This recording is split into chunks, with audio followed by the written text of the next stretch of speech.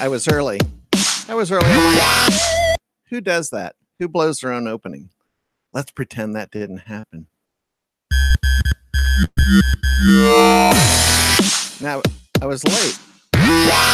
Welcome to Mysterious Forces Live. It is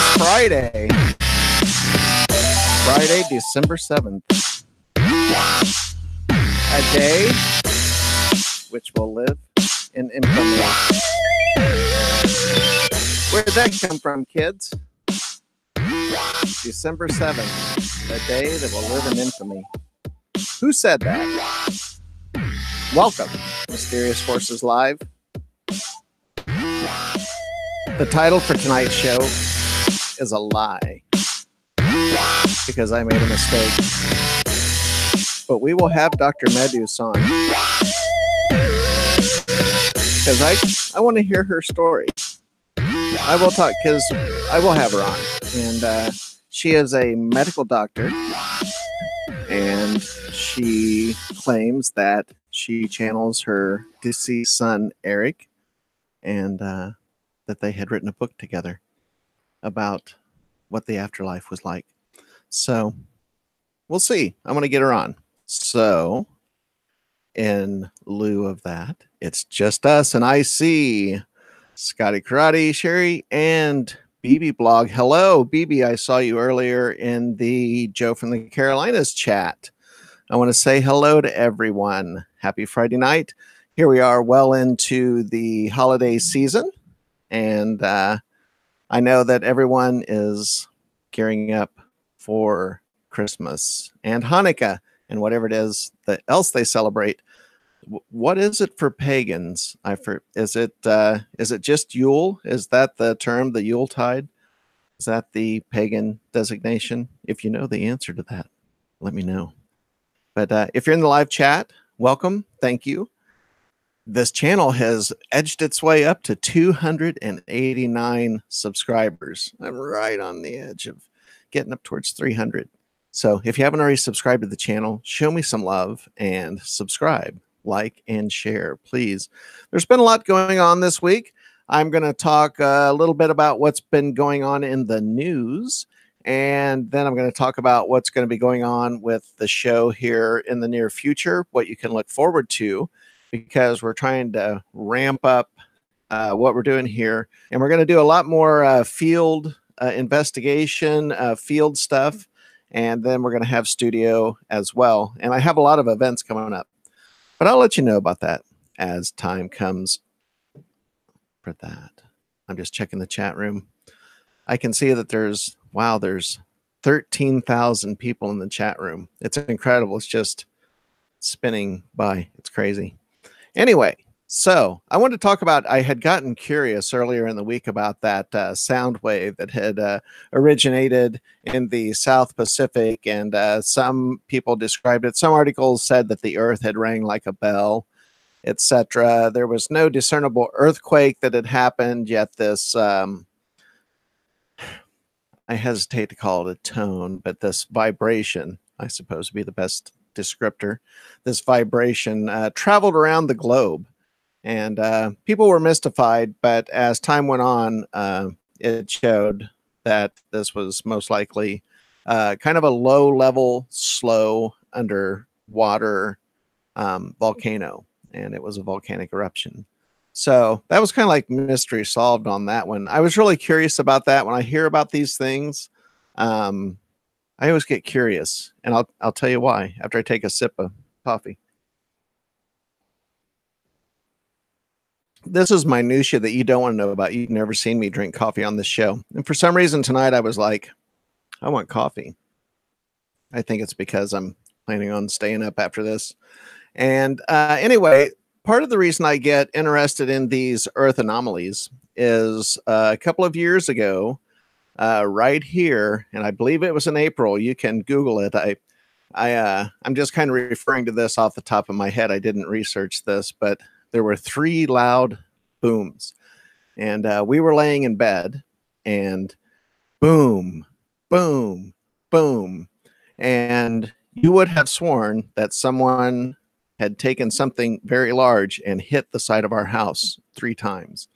And it shook, and it was very loud, and it woke us up instantly. And I jumped up out of bed, and I ran outside, and I went to see what had happened, and there was nothing. It was just dead silent. I heard some dogs barking, but the vibration was very intense. And you can look it up, and it was centered in Anthem, Arizona. I do know for a fact that Secure Team 10 did a video that addressed it. I believe that they also addressed some other ground noises or shaking that people had started to report. But this happened. If there's anyone that can look that up, if you get real curious about this, you can look it up. But it was 2 years ago. And so I've experienced something like that, something very anomalous. And I think that there are a lot of things about geology that we don't understand. I've seen the videos and heard the tapes of the various strange sounds, and I do think it's incredibly weird myself and highly suspicious. It's just really hard to research that topic because there's minimal USGS data for stuff like that, or any other official government data or university data. It's like, you know, some of these anomalous sounds and vibrations, they get reported, some of it gets detected, and then a lot of it doesn't. And then people call the police, and the police have heard it, and everyone's looking, but no one finds anything. You've all heard it. You know what I'm talking about. And I don't know. I just think that's an incredibly strange phenomena, and we know that it's real. But beyond listening to the tapes and watching the videos, I don't really know how to research that because there's no data to research. It would be interesting. I don't know. Maybe someone should do some FOIA requests for data on anomalous earth noises or earth vibrations. I wonder if that would turn anything up. I wonder if John Greenwald, that would be good for you. You know that John Greenwald watches every episode of this show. I just lied to you. I don't think he's seen one episode of this show, but that's okay. At least you're here, right? I know you're right. You're like, okay, move it along. I talked a little bit in the last episode about what we experienced in Wickenburg, Arizona. And I'm not going to overhype it right now. I just want to tell you that I'm excited. I got 4K footage. The 4K footage, it was in the dark, and I didn't have a light. I didn't have, you know, when people go out on location, they really do the location shoots for real. There's lighting involved. And if you're really doing it professionally, there's a boom operator that has a microphone. And so you've got a microphone person, a light person, a camera person, and, you know, then if you're super lucky, a makeup person or whatever. And I had none of that. I was just by myself. So what you see in the camera is my point of view, and a lot of it's very dark and unlit. But I was holding my iPad Pro in my left hand, which the Spirit Box app is in that. And then I'm filming over the top of that and walking around. And at one point, I'm walking down this dark alley by myself, and I start to whisper, and it's not for dramatic effect, but I was behind some commercial buildings, but on the right was apartments. And here I am at Wickenburg, you know, it's dark. I've got the Spirit Box churning, which I suppose from a distance might sound like a police radio or maybe even a scanner because it has that scanner aspect to it. So I felt really out of place there, creeping down this alley by myself, letting this thing run. And I got self-conscious. It's like, you know, I don't want to disturb anyone. That would not be fair to the good residents of Wickenburg. So I kind of went down the alley for a ways, and I turned around and came back. And anyway, I got what I believe are multiple, not one, not two, not three, but multiple positive hits on the Spirit Box. Distinct words that were formulated through the algorithm, and the words and some of the phrases were relevant to the history of the location, and also relevant to some of the questions that I was just putting out there and asking. And I think you're going to find it fascinating. And this will be our end of the year shows. And so I'm going to do an episode on the spirit box, and then I have some digital photographs that turned out to be spectacular. I have some. You see orbs sometimes, and sometimes it's white and it looks like dust, and you've all seen that kind of out of focus. But we caught very distinct, tightly formed blue orbs. See that color right there? About that color. And I know it's off camera. Like that color is blown out. Do you see the curtain behind it? You could see that blue. So these blue orbs, they're very tightly formed. They're not as blurry as some of the ones that you see. They're very clear. And so we have blue orbs. We have a blue orb moving in one video that was taken with a cell phone. And I have a fantastic photograph near the hanging tree of this incredible blue anomaly. And I'll just leave the description of that. It's like a swish. It's like a wash across the photograph. And my partner Sherry was taking photographs of the area at the same time, and she took a photograph in the same direction at the same time. We actually have the timestamps and the separate photos to show, and the metadata would be attached for you skeptics. And her picture had nothing. My picture has this incredible blue blur in front of it. But am I teasing you with this? Yes, because I want you to watch those episodes. But this is kind of what you can look forward to.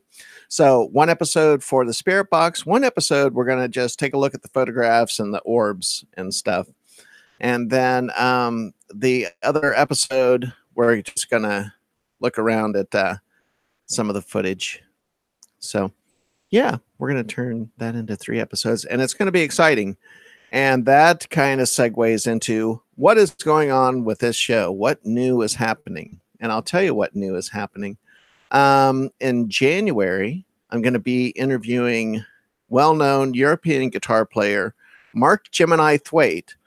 Mark Gemini Thwaite is currently playing guitar for Peter Murphy. He has toured with Peter Murphy several times and has recorded an album with him, and has toured with him off and on because Mark Gemini Thwaite is an in-demand guitar player. He has played guitar for Gary Newman on tour and the Mission UK, and he has just done a lot of work. He's great. He's a great alternative rock guitar player, and we're going to be going to the Peter Murphy show. They're doing a 40-year retrospective of Bauhaus music, and David J is playing bass. And so we're going to go to the show, and we're going to conduct an interview with Mark, and that'll be awesome. That's coming up in January. Also, early next year, February, March, somewhere in there, we're going to go to Area 51, and we will record some episodes right at the gate of Area 51, and I'm really looking forward to that. And I'll keep you posted about that. And in May, there's going to be the Prepper convention up in, Doc Skinner, 1028 Productions. I have to run it through my head so I can remember Pine Top.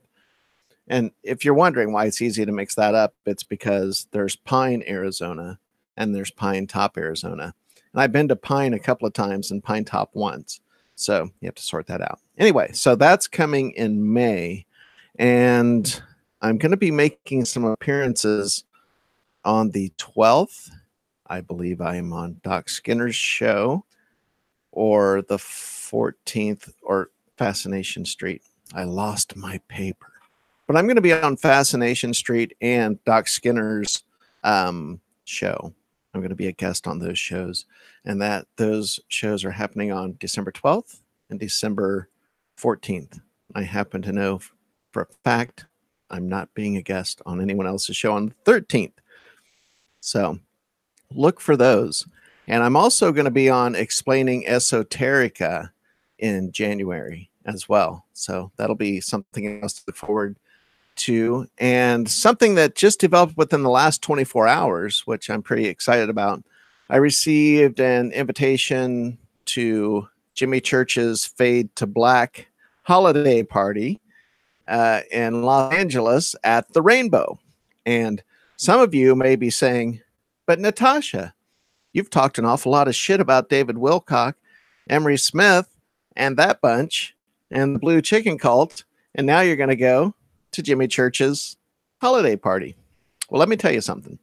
I've made no bones about it that I respect Jimmy as a person. He's nice. He's very kind to me. He emailed me. We've had a direct email interaction about the party. And we even discussed the time that I called in to his show and name dropped C.W. Chanter, Dark Journalist, and Joe from the Carolinas. It was during the Richard Dolan interview, the last one. If you want to get a hoot out of that, I was one of the callers at the end of that show, that Fade to Black. And we talked about that, and he reiterated his commitment to staying right down the middle and not taking a side. And you may be asking yourself, is Natasha a hypocrite for talking trash about that and about Wilcock in particular, and then going to that?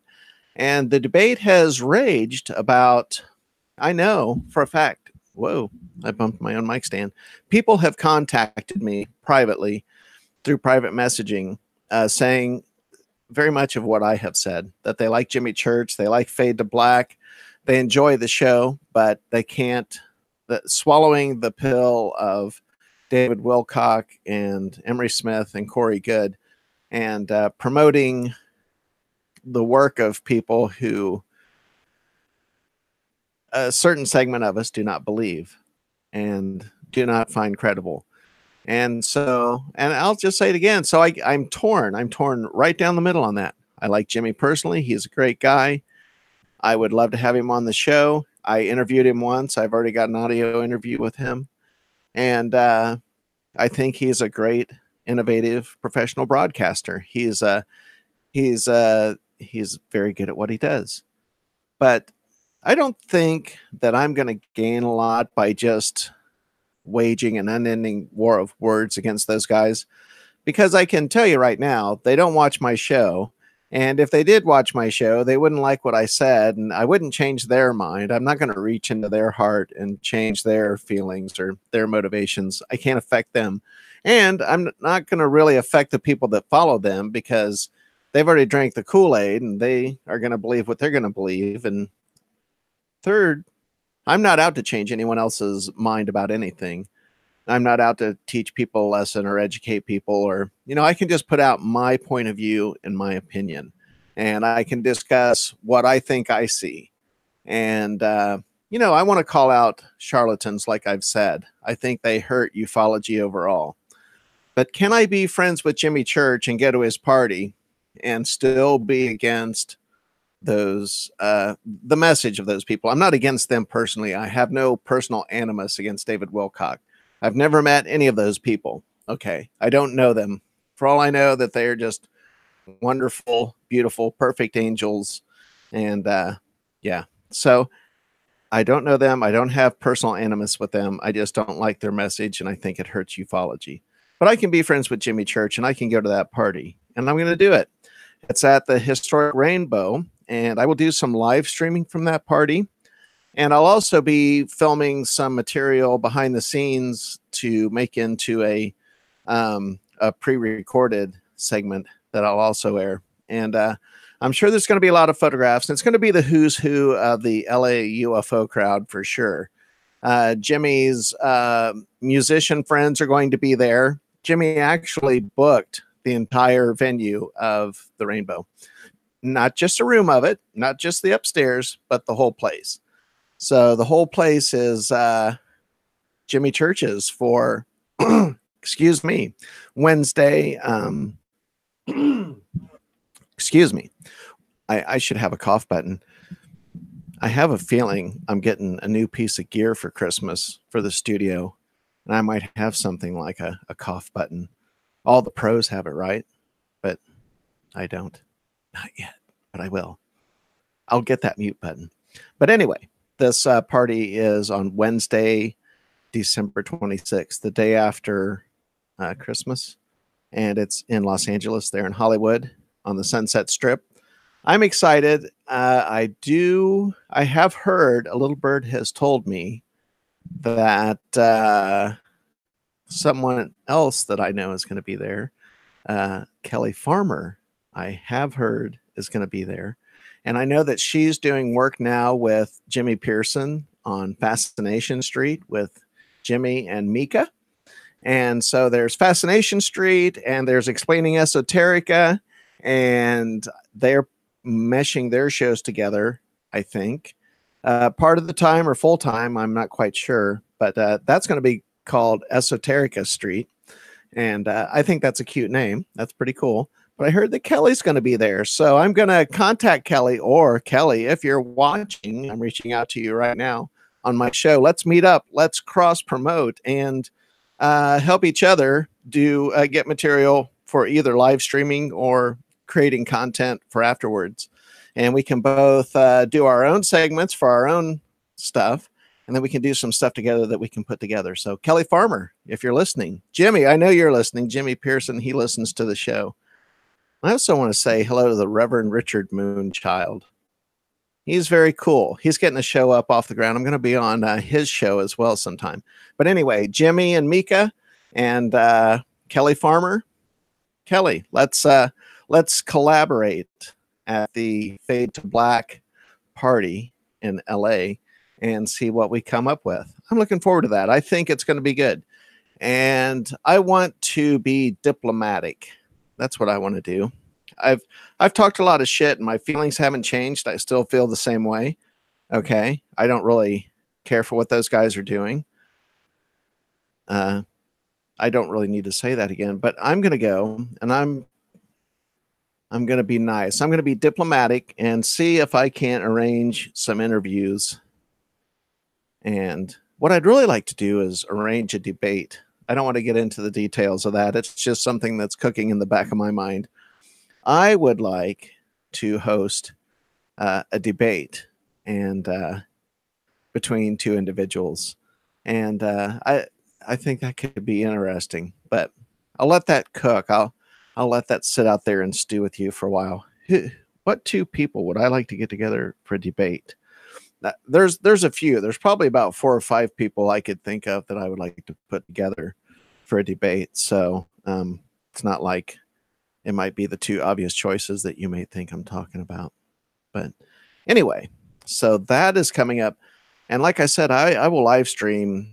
I don't know if the 4K camera is going to be able to live stream from inside the rainbow, but I know that I can hop on my camera, or on my phone rather, and do it that way. So I will live stream something from the Fade to Black party Wednesday, December 26th.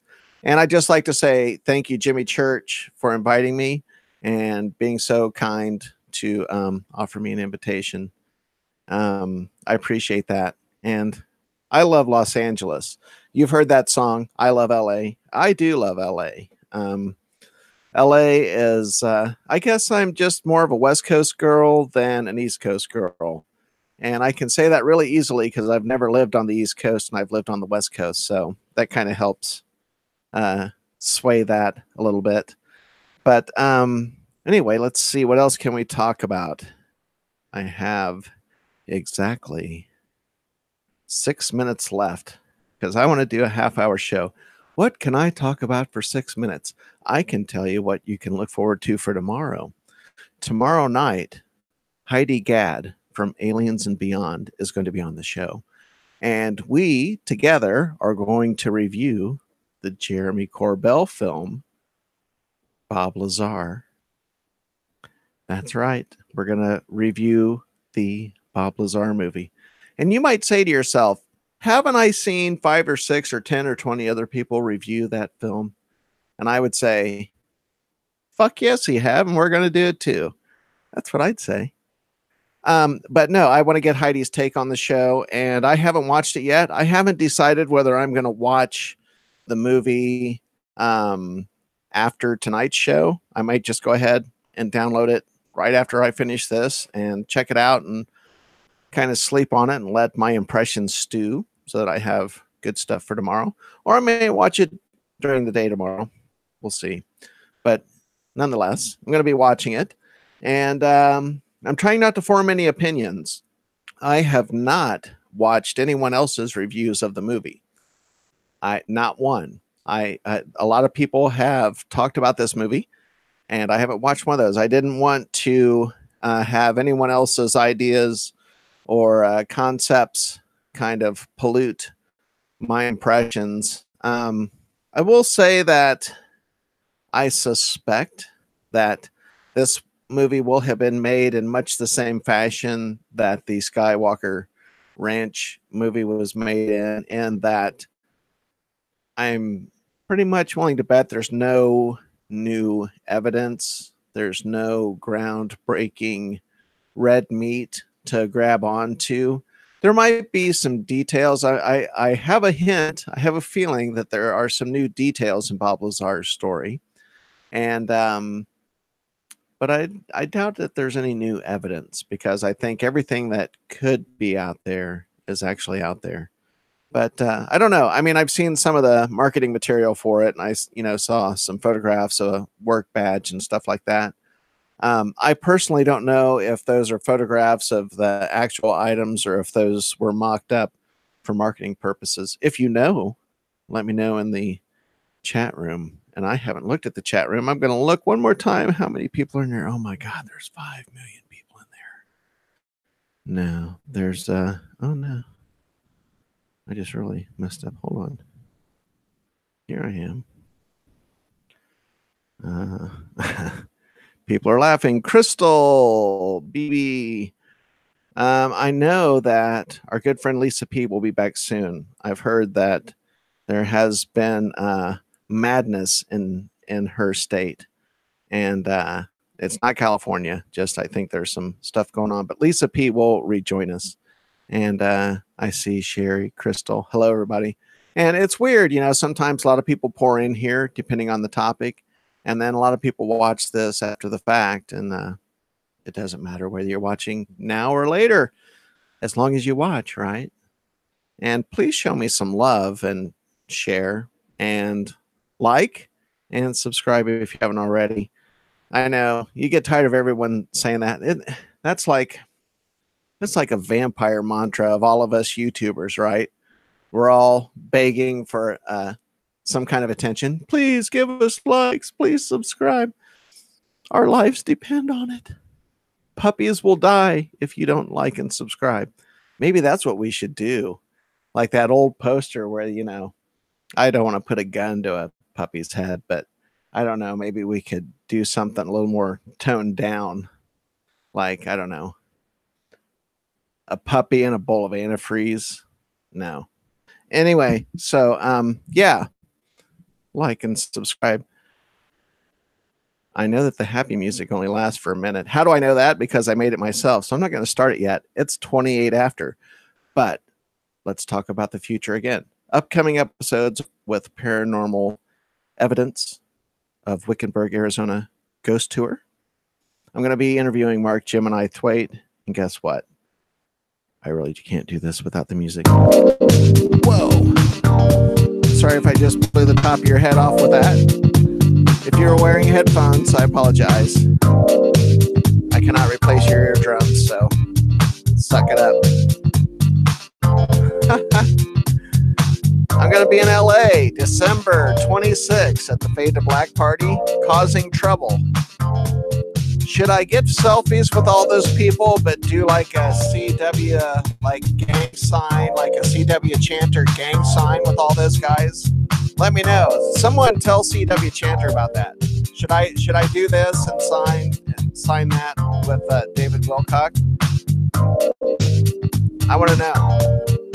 But I believe that I can have my point of view and go to that party and still have my integrity intact. Thanks for watching. Tomorrow night's going to be awesome. Tune in. We're going to be reviewing that movie. And there I am reaching over and watch this. It's like a magic spell.